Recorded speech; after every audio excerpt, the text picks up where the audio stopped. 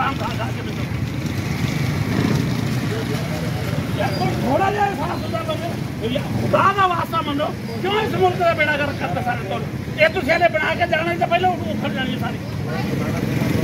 खानपुर नाज cinema city फाटक road की तामीर में नाकस मटीरियल के इस्तेमाल पर साबिक MPA हाजी ارشد जावेद ने मौका पर पहुंचकर ठेकेदार की करप्शन पकड़ ली। खाका की जगह मिट्टी का इस्तेमाल, मोटी बजरी में तारकोल इस्तेमाल न करने पर इजहार बरहमी। महकमा हाईवे के निगरान एहलकारों को खरी खरी सुना दी। अवामी फंड का ज़िया नहीं होने दूंगा, सड़क की तामीर अपनी निगरानी में कराएंगे। इस मौका पर हाजी ارشد जावेद का कहना था कि तरक्याती मंसूबों पर अवाम भी पैरा दें।